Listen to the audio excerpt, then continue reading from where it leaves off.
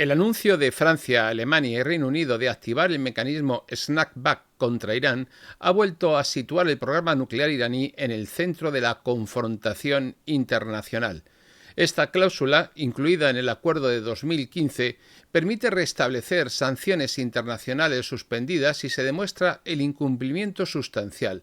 Los europeos sostienen que Irán ha superado ampliamente los límites de enriquecimiento de uranio y ha instalado centrifugadoras avanzadas, por lo que consideran agotada la vía de la advertencia.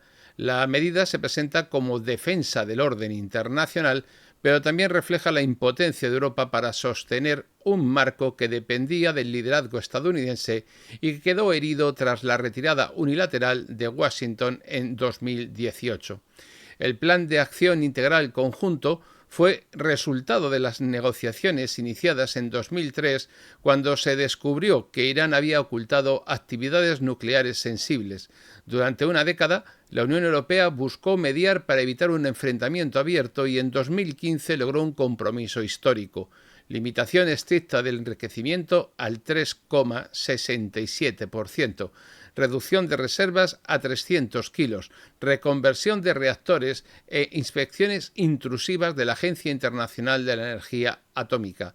A cambio, se levantaban sanciones financieras y energéticas que habían hundido la economía iraní. El snapback se diseñó como salvaguarda para tranquilizar a los más escépticos, pero hoy es usado como herramienta política en un momento en que Europa carece de medios militares para hacerlo efectivo. La retirada de Estados Unidos bajo Donald Trump fue el golpe decisivo. Washington alegó que el pacto era incompleto porque no incluía el programa de misiles ni la proyección regional iraní en Siria, Irak o Líbano. Tras esa decisión, Teherán comenzó a reducir compromisos, aumentó reservas, instaló nuevas centrifugadoras y restringió el acceso de los inspectores. En 2021, la OIEA confirmó que Irán había superado el 20% de enriquecimiento, acercándose así al umbral militar. Desde entonces, cada informe muestra un avance progresivo. La agencia advirtió este año que Teherán posee material suficiente para construir varias armas en pocas semanas si toma la decisión. La reacción de Rusia y China a la activación del snapback refleja el nuevo alineamiento global. Moscú acusa a los europeos de manipular la resolución 2231, sostiene que Irán cumplió durante años y culpa a Occidente de haber destruido el pacto con la retirada estadounidense. Pekín coincide en que la medida es contraproducente y subraya que solo alimentará la escalada. Ambos utilizan la crisis para reforzar su papel como contrapeso estratégico frente a Occidente. La alianza con Irán les garantiza acceso a energía, cooperación militar o capacidad de presión en una región donde Europa y Estados Unidos han perdido la iniciativa. La respuesta conjunta no solo defiende a Teherán, también desafía la pretensión europea de seguir dictando normas en un orden internacional fragmentado. El papel de la Agencia Internacional de la Energía Atómica es clave. Hasta 2018 certificó que Irán cumplía, pero desde 2019 empezó a señalar excesos y restricciones de acceso. En junio de este año, la Junta de Gobernadores aprobó una resolución inédita en 2 décadas acusando a Teherán de incumplimientos graves. La respuesta iraní fue suspender la cooperación plena, acusar al director Rafael Grossi de parcialidad y transferir la gestión al Consejo Supremo de Seguridad Nacional. El mecanismo de verificación quedó debilitado justo cuando debía servir de árbitro neutral. Teherán logró cuestionar la legitimidad del organismo y reforzar su narrativa de resistencia frente a un sistema internacional que, en su visión, manipula las instituciones técnicas con fines políticos. El precedente de Irak en 2003 condiciona este debate.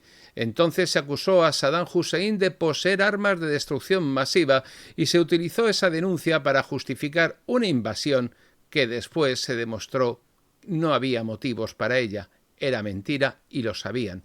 Ese error histórico destruyó la credibilidad de Occidente en materia de verificación y es utilizado hoy por Irán, Rusia y China para sostener que los informes de la Agencia Internacional de la Energía Atómica están manipulados.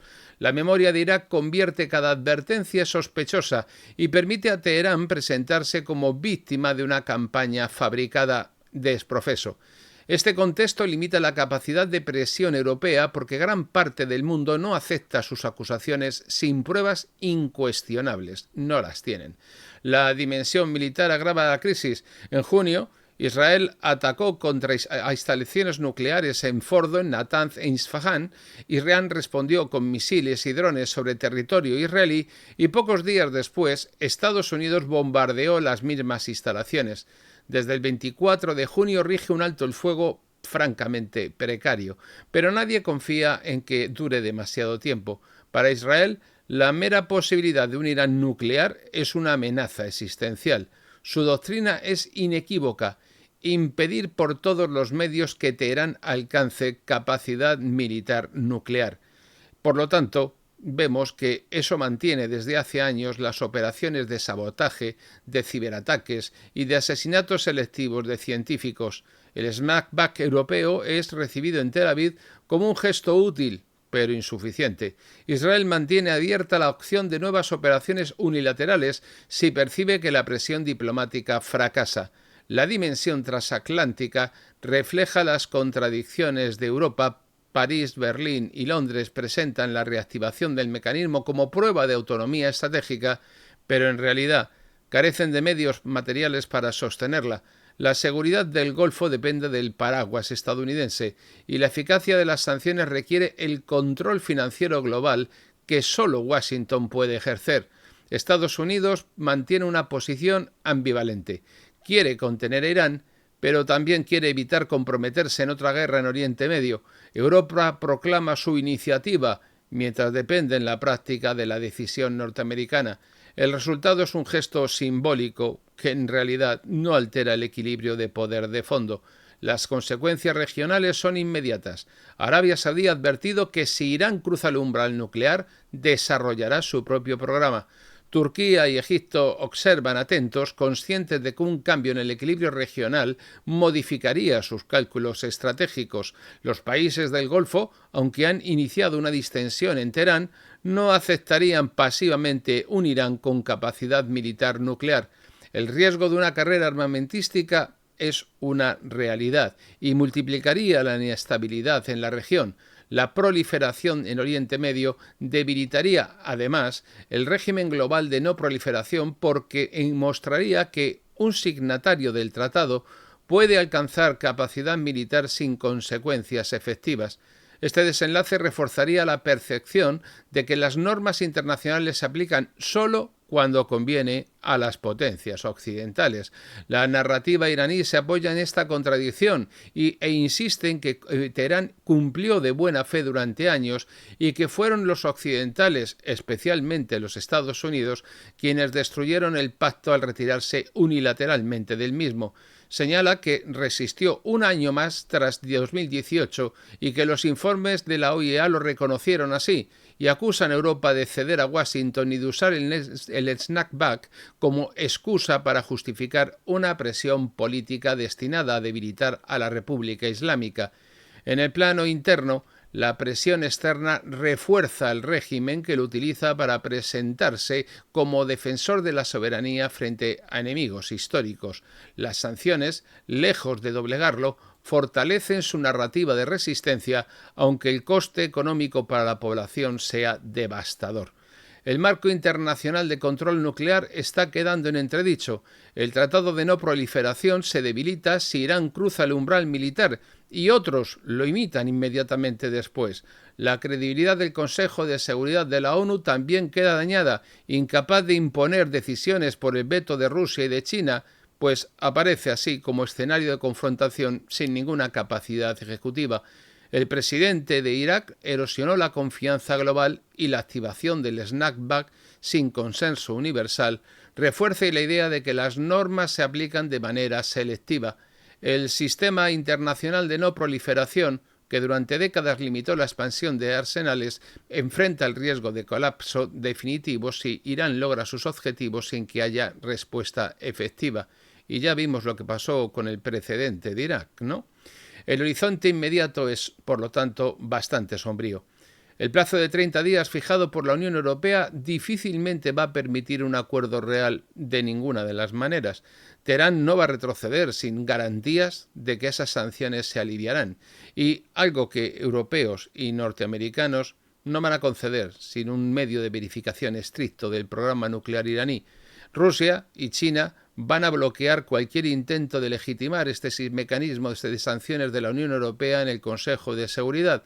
Israel mantendrá la amenaza de nuevos ataques y Estados Unidos evita comprometerse en otra guerra, sea como sea. Pero tampoco puede permitir que Irán alcance capacidad militar nuclear sin una reacción.